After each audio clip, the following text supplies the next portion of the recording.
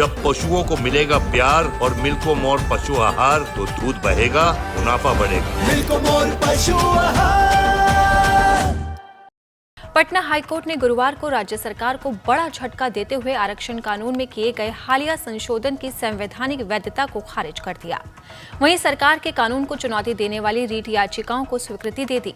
मुख्य न्यायाधीश के विनोद चंद्रन और न्यायाधीश हरीश कुमार की खंडपीठ ने 11 मार्च को इस मामले पर अपना फैसला सुरक्षित रख लिया था, जिसे गुरुवार को सुनाया गया। याचिका में राज्य सरकार द्वारा 21 नवंबर 2023 को पारित कानून को चुनौती दी गई थी, जिसमें SC, ST, EBC और अन्य पिछड़े वर्गों को 65% आरक्षण दिया गया है, जबकि सामान्य श्रेणी के अभ्यर्थियों के लिए मात्र 35% ही पदों पर सरकारी सेवा में दिया जा सकता है।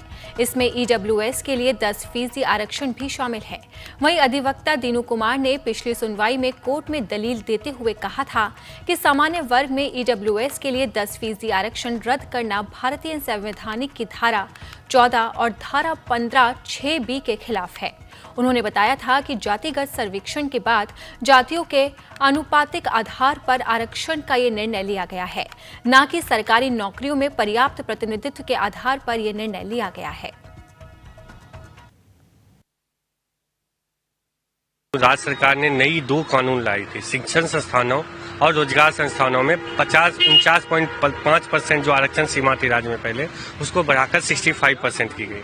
तो हमने इसको चैलेंज किया था पटना हाई कोर्ट में, ये कहते हुए कि ये संविधान सम्मत नहीं है, आर्टिकल 14-16 को वायलेट करती है। और जो सुप्रीम कोर्ट के संवैधानिक बेंच इंदिरा साहनी के केस में जो 9 जजेज की बेंच ने ये एक फैसला सुनाई थी कि 50% के सीमा निर्धारित जो आरक्षण का है वो कोई भी राज्य सरकार कभी भी वायलेट नहीं कर सकती है। रिसेंटली 2021 में लक्ष्मण राव पाटिल केस में फिर से ये अपील किया गया, फुल स्टॉप किया गया यहाँ तक कि कोई भी राज्य सरकार 50% के सीमा को आरक्षण का नहीं बढ़ा सकती है।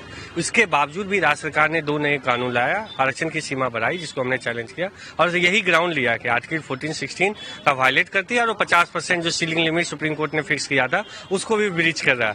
आज फैसले में भी मुख्य न्यायाधीश की बेंच ने यही फैसला सुनाया कि जो 2 नए कानून है वो संविधान सम्मत नहीं है, आर्टिकल 14-16 को वायलेट करती है और वो जो 50% सीलिंग लिमिट है जो सुप्रीम कोर्ट ने तय किया था उसको भी वायलेट करती है। इसमें राज्य सरकार ने संवैधानिक नियमों को तोड़ मरोड़ करके 49.5 से बढ़ा के 65% कर दिया था शिक्षण संस्थानों में नामांकन में और पद सरकारी सेवाओं में सबके लिए। तो उसको इस पर बहस हुआ था, जिसको आज जजमेंट रिजर्व किया गया था। आज जजमेंट पर था केस। जजमेंट में ऑनरेबल डिवीजन बेंच, जिसको अध्यक्षता कर रहे थे ऑनरेबल चीफ जस्टिस के विनोद चंद्रन जी और हरीश कुमार सर थे उसमें, उनका ये हुआ कि भाई ये दोनों नोटिफिकेशन ये संवैधानिक दृष्टिकोण से गलत है और इनको उन्होंने सेट असाइड किया, ये कहते हुए कि ये दोनों नोटिफिकेशन आर्टिकल 14, 15 और 21 के अगेंस्ट है। तो जो पहले का नियम है जो आरक्षण वो लागू रहेगा? जी, पहले का नियम वही रहेगा, बिकॉज 1992 में इंदिरा साहनी के केस में कहा गया था कि भाई आरक्षण 50% से एवं नहीं जाएगा और उसी के आधार पर अब तक वो चला आ रहा था। फिर रिसेंटली 2021 में मराठा आरक्षण के केस में सुप्रीम कोर्ट ने फुल स्टॉप लगा दिया था कि कोई भी राज्य सरकार 50% के ऊपर कोई आरक्षण देगी नहीं।